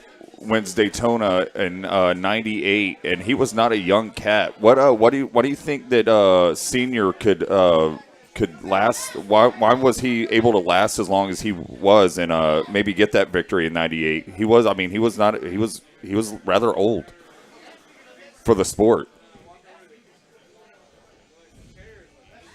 Well, my opinion on that is it's all about drive, and a lot of these guys, they don't have it. They make money, and then they settle, and they get comfortable. Dale Sr. was one that came up literally from nothing, and he made everything of himself by himself. And these guys today, now there's guys out there today, too, that I think have a lot of the same drive, but I think a lot of them that we're talking about tonight have the same mentality as a Ryan Newman or Dale Jr. I mean, Dale Jr., Tony Stewart, I think Dale Sr. got out there and he had to race for a living, and that's what he did. and he continued to do it up until that day he died. Yeah, I think Senior would have put his wife into the wall to get a win. Like, he was that type of driver. He didn't care who you were or whatever, friends or whatever. You could be friends after and before the race, but during the race, he had no friends out there, and he did not give a shit about getting a paycheck. That guy was going for the win each time, man, and you just don't see that anymore. I was going to put it at, mention it That's like. why we call him the intimidator. Exactly. He like you said, I think it makes a lot of sense that he needed to do it. He needed to win and finish well, over and over again to make a living. And, it was a little different for Junior. There's no doubt about that. I mean, Junior, he raced in the Busch Series and had to come up through it, but it was all in his daddy's car, which don't take anything away from it. He won two Busch Series championships. And up until, about 05, 06, he was still out there getting gritty with it. But I think that he lost a lot of perspective about why he was out there. I think he made a lot of money in a hurry and decided, I really don't love this like I thought I did, and I'd rather get on Periscope, and I'd rather get on Twitter and talk about it. That's too funny. I want to get on Periscope while I'm driving. He's the richest. Hell, he got on Periscope before the race was even over. Half the races last year, he was on Periscope in the jet headed back to Charlotte before the race was even over last year. That's awesome. That's funny. He, you know what? He is the speaking of the money he made and made it early. He's the richest NASCAR driver of all time, and I think Jeff Gordon's number 2. What's that? He said it ain't from racing. I can tell you that. Well, exactly. But you know what's funny is number 3 or number 4. Jeff Gordon's number 2 and Jimmy's 3 or 4. But the other person in that top 4 is Senior. Is still up there as the all-time richest in NASCAR history. I'll tell you right now, I got a Dale Earnhardt Sr. hat on. I'll be wearing a Dale Earnhardt Sr. shirt tomorrow. And you walk around Daytona, and 50% of the people there still do it. He still has a hauler out in front of the 500 Daytona International Speedway that strictly sells nothing but Dale Earnhardt Sr. gear. And he's been dead 17 years now. So that ought to tell you everything there is to know about that. That just blows my mind that it's been 17 years. We got a Dale years. Earnhardt Sr. flag going up over the Beaver too when we pull into Browns. His brand was almost synonymous with NASCAR, just like Michael Jordan's is with basketball. I really believe that people, when they see his number 3 or they see the Good Ranch or that silver and black, they know exactly who it was for. Even if you're a 12 to 20-year-old fan of driving, you never got to see him really, but you know who it is. And I think I think I can chime in on this too, because listen, I grew up a NASCAR fan. I was a Mark Martin Valvoline fan. I was a Mark Martin when he drove the Winn-Dixie car in the Busch Series. I was a guy that loved Mark Martin, but I wasn't ever going to get it, misconstrued that Mark Martin was not a dominant racer by any means. And there was never any question. In the 90s when I was young, the face of NASCAR was Dale Earnhardt. There was never, Rusty Wallace was a big name. Obviously, people loved Dale Jarrett from time to time.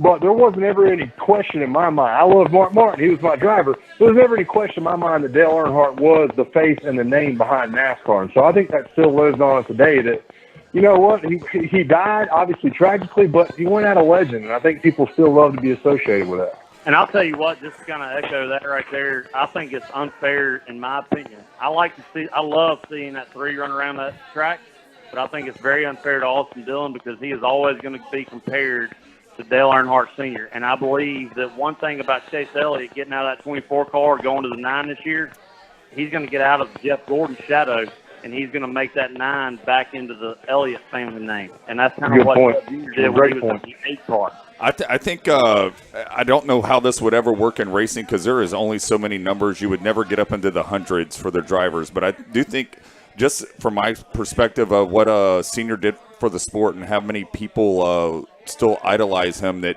retire that number. That ain't happening. That ain't happening. I understand. You know why? That. Because I understand that it's you not. talk about Austin Dillon being in the shadow of Senior. How was it for Kyle to ride in that 43 car forever and never even there was never a possibility that he was going to live up to what his dad had done in that 43? Oh, I don't disagree. I'm just saying there's numbers like that those there's certain numbers, man, that go ahead.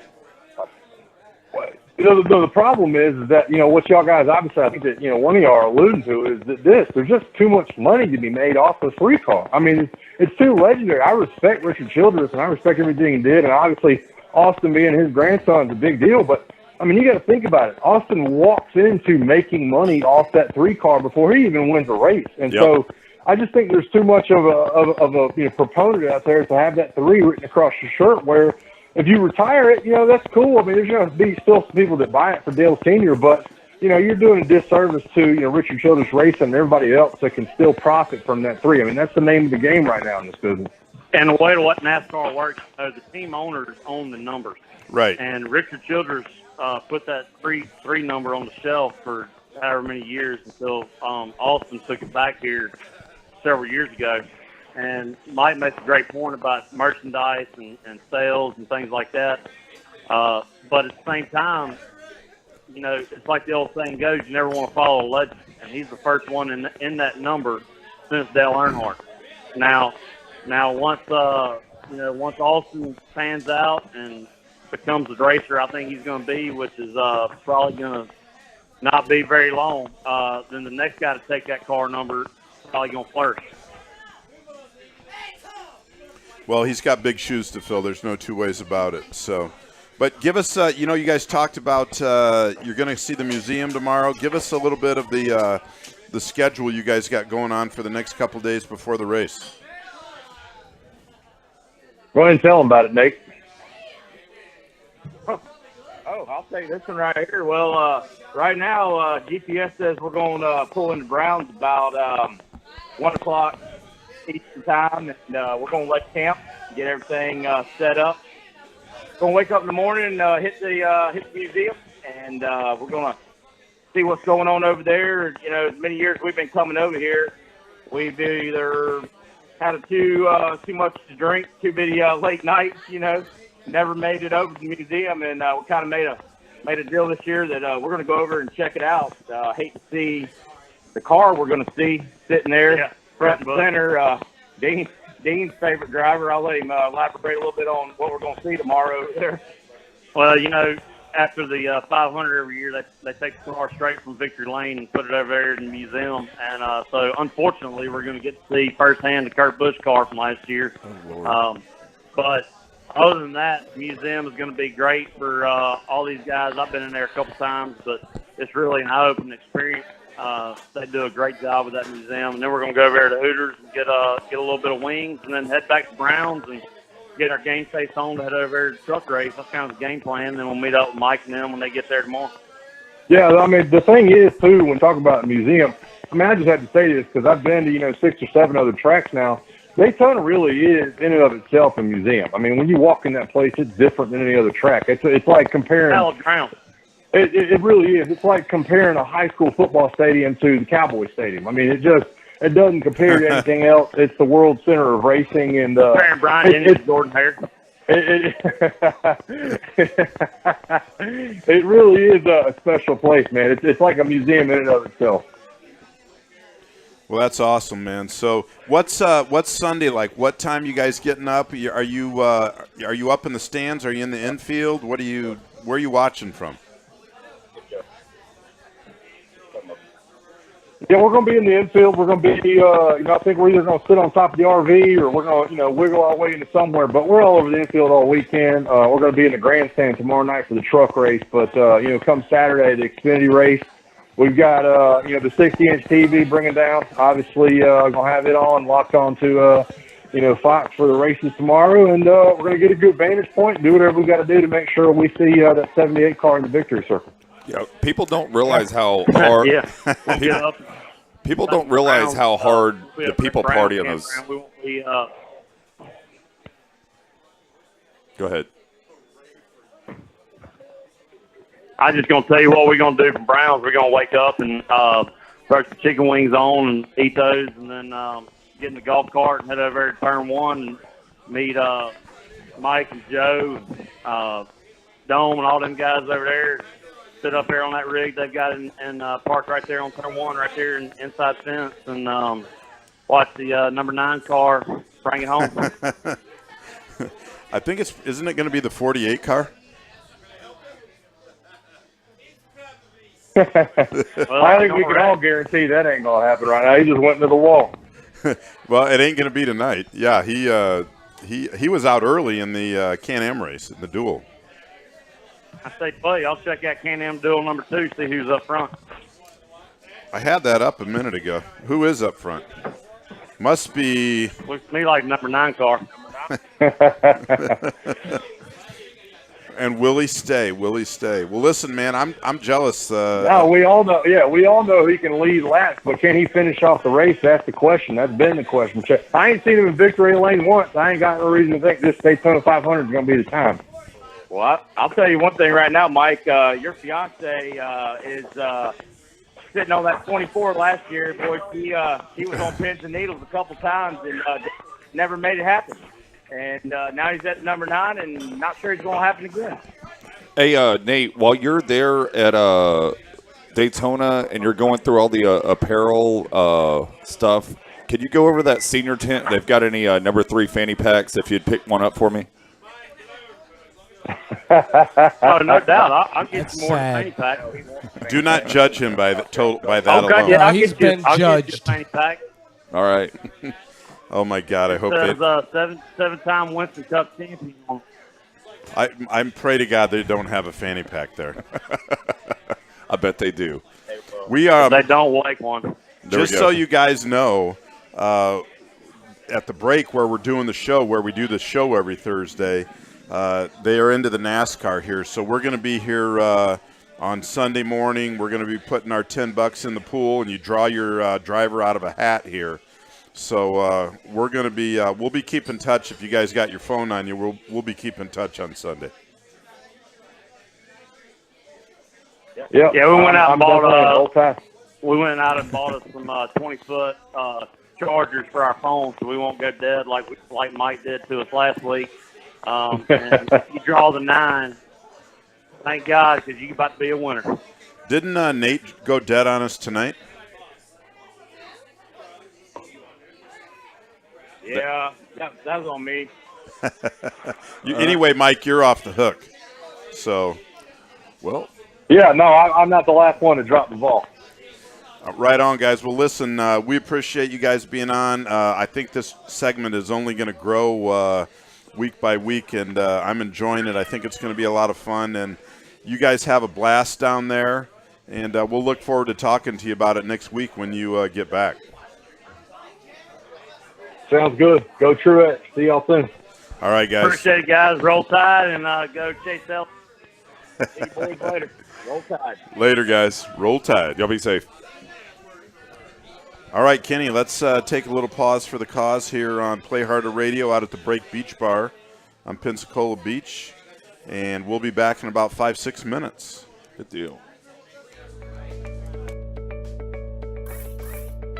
Brought to you by Patel Staffing and HR for your payroll, workers' comp, human resources, benefits, and staffing.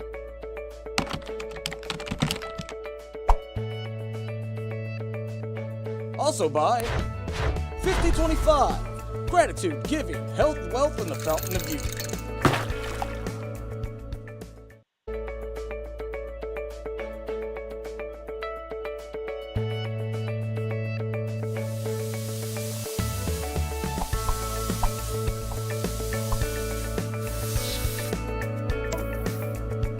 Play Harder Radio is sponsored by Rocky's Termite and Pest Control, a family tradition since 1962. Rocky's Termite and Pest Control is family owned and operated and serves the Escambia, Santa Rosa, and Okaloosa counties. Give them a call today, 850-380-5408.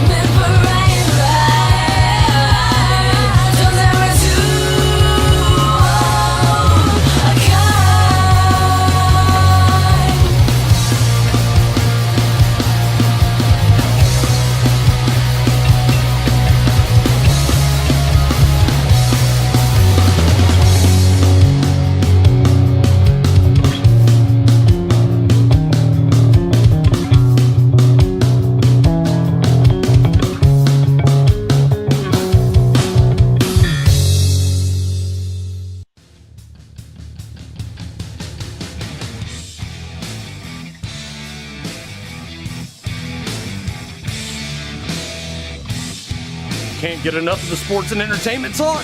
Tune in to the Underground Pub Show, Wednesdays at 8:45 right here at the 50K Multiverse Network.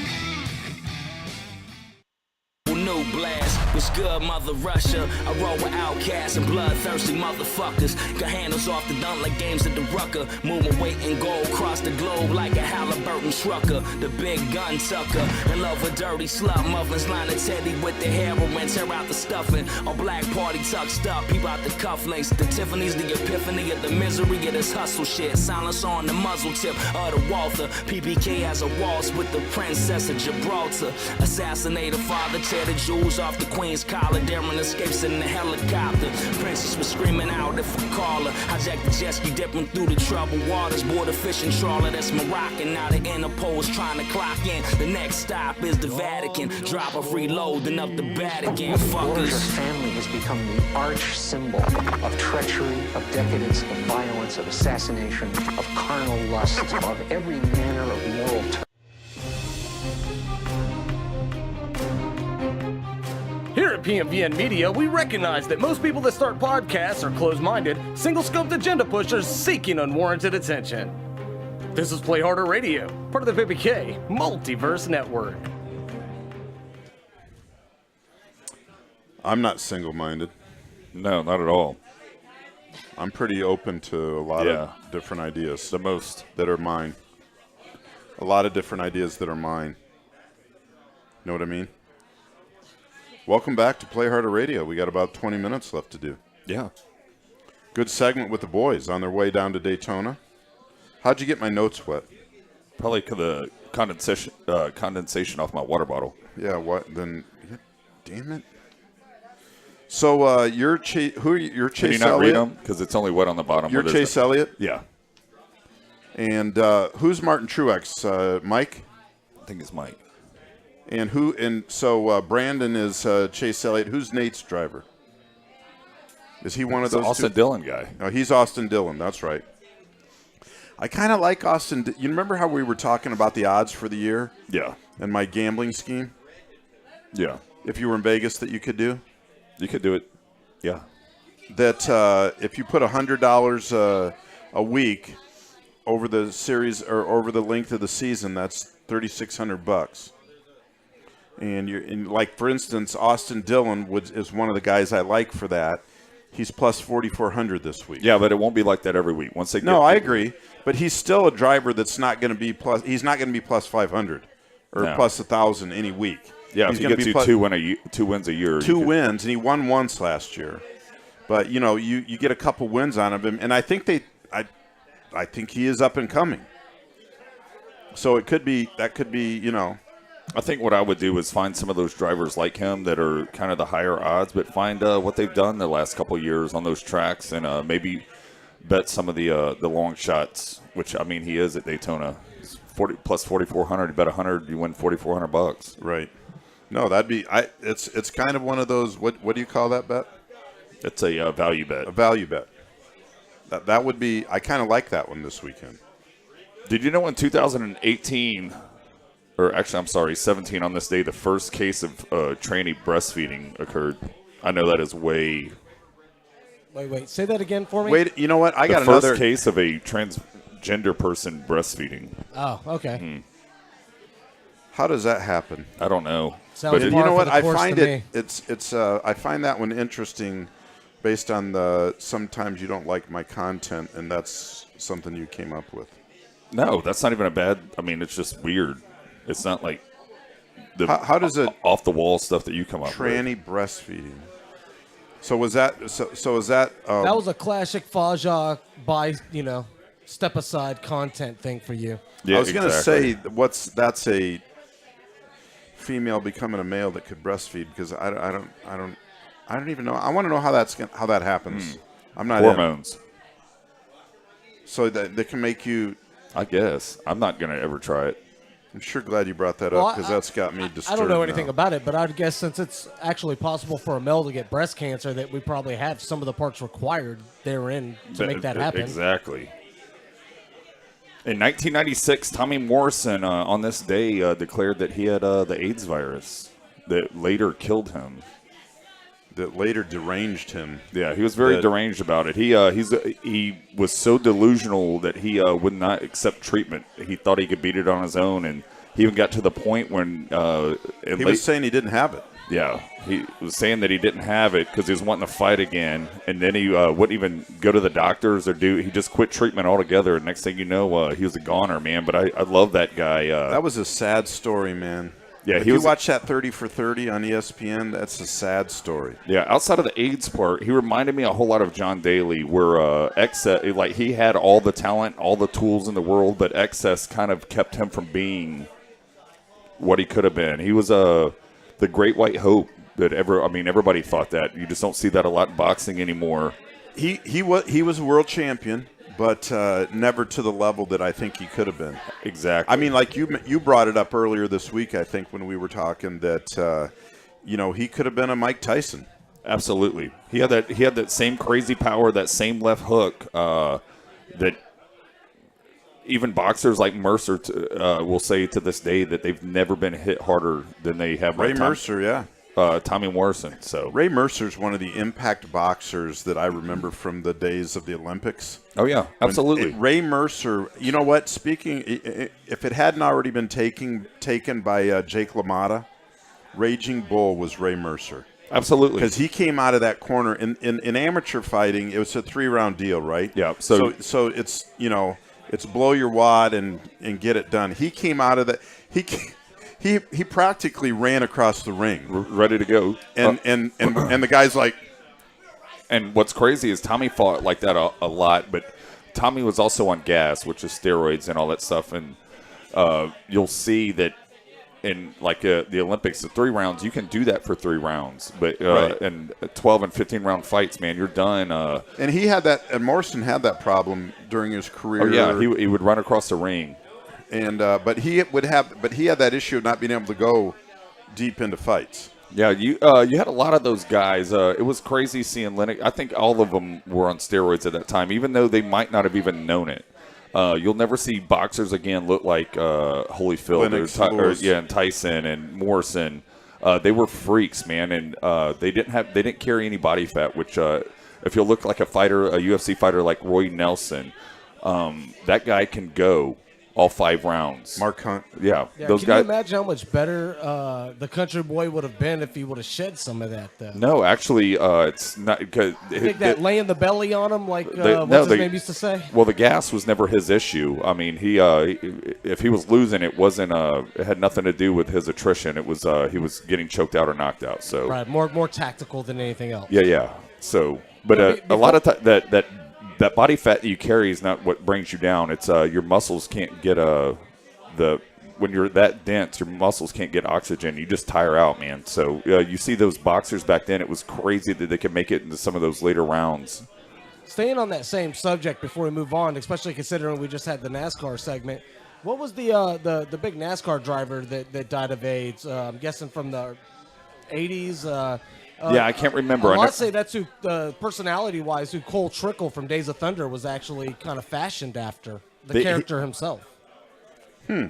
Yeah, I can't remember. We were talking about that Rowdy Burns was more of a Dale Sr. guy, and that the guy that drove the Hardy's car was more of a Jeff Gordon. But I can't remember who you're talking about. I remember the story though, and I think it was more of an early '80s guy. Right, and that's I've watched a couple documentaries, and that's supposedly who the Cole Trickle character was actually fashioned after. Gotcha.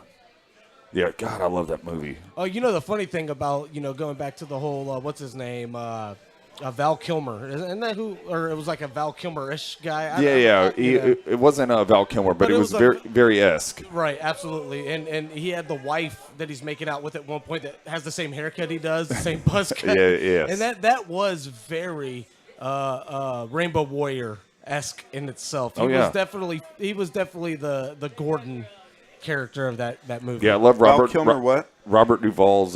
He's talking about the opposite of Tom Cruise in Top Gun was Val Kilmer, the guy that was opposite Tom Cruise in. Val Kilmer wasn't in Top Gun. Okay, that's Iceman was not Val Kilmer in Top Gun. That's amazing. No. In Days of Thunder, I mean. I know you didn't let me finish. Oh. So the guy that was opposite Tom Cruise in Days of Thunder was very Val Kilmer-esque. He was however you say it, yeah, just kind of a douchey cat, and he played a great, I guess, villain. You want to say? My favorite character in that was Robert Duvall. Man, he was awesome. That was my favorite character in that movie. He was that a part trip. he played. It was Tim Richmond, by the way. Yeah, was the NASCAR driver that died. Oh, that of we were AIDS. talking. Okay, That's why I didn't. That's why I missed your walk. I'll race you. Right. You know what's crazy about that movie is I own that movie, and then we can also get it on Terrarium now or any of your Netflix or whatever. But anytime it comes on just regular cable, I can't turn it. Right. And you'll watch it with commercials. You'll watch it, and just like Remember the Titans, you'll watch those movies on TV with commercials, but you'll never put them in the DVD player or you'll never stream them. I call that, this is going to sound weird because it's just for me, but I call that the Cheez-It effect. You know, I would never crave Cheez-Its, but if you have one out of the box, you'll eat half of them. Yes. There you go. I like it. I understand. Lay's. Same thing, yeah. Just a regular salted plain Lay's are dynamite, but you would never pick them if you were at the store getting chips. Yeah, I'm not sitting here going, oh, I need some Lay's. Well, I hear you say that all the time. Well, not potato chips anyway. Chase Elliott is still in the lead with 4 laps to go. Do you know that more people are killed by donkeys each year than airplanes? Airplane crashes? That's amazing. I didn't get the actual stats on it, but it seems factual. So we're talking about the animal or bad poker players? Ooh, I like it. Also, right-handed people live 9 years longer than left-handed people, which does not bode well for the people in my family because most of them are left-handed. I'm a southpaw myself. Yeah, man. I'm a righty. Been nice knowing you. Been nice Hey, knowing you. We're more Good to know creative, you. man. We take more chances. Exactly. Oscar's on fire tonight, isn't he? God. He is, Oscar is on another level. Is that Lumpia guy? Yeah. I like Lumpia guy, by the way. He's all right. We've put up with him for a long time now. 1 in 8 people in the world, or I'm sorry, in the United States have worked at a McDonald's. I don't know one. Can you name one? I don't know anybody that has. No, I don't know if I don't think I have either. Yeah, that's amazing. In the 80s, That's my mom almost worked at as Taco Bell. impressive as Genghis Khan. Yeah, that is pretty crazy. 1 in 5 people have his DNA in them. That's crazy. It makes sense to me. No, I don't say it doesn't make sense. It's just crazy. No, it's nuts. He was laying the wood. He was. A ton of it. Lap 58 complete. Chase Elliott's still in the lead. There we go. Man, that could give him some confidence going into Sunday. You might want to lay a little wood. Let's have a little look-see at that. Where's Mr. Elliott? Oh, he's right up there. He's like number 3. It'd be good if you didn't really care about money, is to take about 5 or 6 of these guys and use the Austin Dillon that's plus 4,400 and use him. Chase Elliott's plus 1,200, Kyle Busch plus 1,200, and maybe go with like a Jimmy Johnson out of nowhere. Right. And, even Keselowski's plus 700. That's a big favorite compared to the field. Correct. And if you take 5, you still make a couple $100. So how does that work with one of them NASCAR? Is there is it like horse racing at all? Is there can you do like a trifecta or something similar to that, or can you? You could parlay them, I would imagine. Is that what it would be called? I don't know. That You you're can parlay picking? because there's only one winner. There's only one winner. I don't know if you can. Yeah, well, there's if you only can box one winner in horse racing. I don't know if you can box the trifecta. I gotcha. That's what I was asking. A 4-car box for the trifecta. You think about how hard that would be, because in horse racing there's 9 to 15 horses, but here I learned it in dog racing because we used to go to the off-track betting at Red and Jerry's on Santa Fe in Denver, and bet all the time. But I love that the terminology of horse track betting and dog betting. I want to box the 7865. Yeah, we want a $2 box on the 7865. We used to go to Ruidoso Downs all the time when I was a kid, and me and my brother would walk around and pick up the tickets that people would throw on the ground, and then he would go through them all. And man, there was a couple times where we made a few grand. A few grand? Yeah, it was crazy.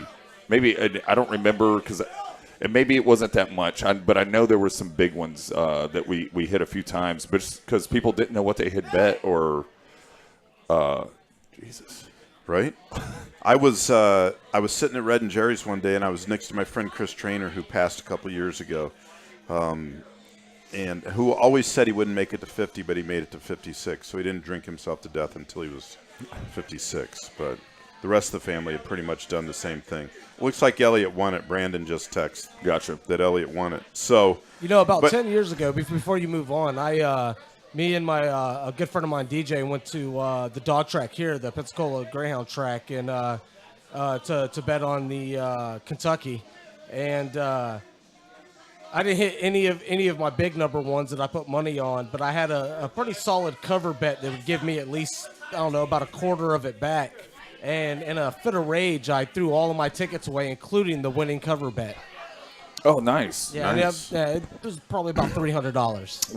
We went to the last time I was at the Greyhound track. Me and Matt Farley for his birthday 3 years ago. He just decided he wanted to play some cards. They have a card room there, and there was a wait. And so I was like, man, I'm going to go ahead and bet some dogs because they have simulcast. You can bet all over the world. And so I took a trifecta for like $1 or $2, and it hit. And I think it was $300 or $400, and we just left. It was awesome. That's awesome. I didn't even research the dogs. Winning those things are so cool. And when you're watching the horses or the dogs come down the stretch, and you're in the hunt, it's awesome. Yeah, I hit all 3 dogs, and Matt just looks at me like I was some crazed, deranged idiot. I tell you what, I can bet horses. Dogs is a totally different game. You can bet well, dogs. Do you know how you bet? You know how you bet the dogs? Well, I mean, the funny thing is, I've heard a lot of different variations of this, but I mean, I've had people explain to me how to determine which one's the alpha when they parade them, and all. I've heard a lot of different. Screw things. all that stuff. You know how you bet the dogs? The poop thing. You got 10. Yeah, the poop thing. I've heard that. You got 10 races maybe or something like that, and you box the 3, 7, 8 on every race or whatever your numbers are. You pick your numbers, you box your numbers, and you bet your money, and you hope you hit one. And it's dogs that, I like the big dog on the outside. I like a big dog on the outside. I like a little dog on the inside. Yeah, but and all that stuff. And I've heard over the years there's so many, like Chad just said, the poop thing. Like if you see they say if you see a dog shit when they parade them, because they always do that before the race, right? They parade the dogs. If you see one of them stop and take a shit, it means he's going to win because he's lighter. I don't know. I've heard you look for, I've been taught 1,000 ways to look for the alpha dog, because the alpha dog will be the front runner because the rest are technically going to follow him. That's. So technically the bunny is the alpha dog. Well, no, that's what they're chasing. Don't you feel lighter He's after you prey. take a dump? I don't think I could run any faster. You never know. You're lighter. Actually, to be honest with you, sometimes where I've really had to go, I think is the fastest I've ever ran. All right. Just putting that out there. Excellent. I'm watching or just keeping up with a little hockey on my phone here. My Blackhawks are just, it's nothing different. They went up 2-0, and then immediately after, within 30 seconds, Anaheim scores, and it's 2-1. So I'm in for probably another bad night of hockey. Speaking of Anaheim, when they first opened the pond. The Ducks? Yep. When they first opened that Civic Center there right next to the Big A, where the Angels play, I went to the very first event ever there. One of my dad's good buddies was the head of security there at the time, and it was one of the very first, if I'm not mistaken, the second Monday Night Raw ever aired. Nice. Yeah, I can't believe it just went through like 25 years or whatever. It's crazy. Ugh. It's crazy. And I got to meet, I met The Undertaker. I met Papa Shango. Remember that guy? Yep. I met The Undertaker at Shotgun Willie's in Denver. Could somebody give Oscar a muzzle?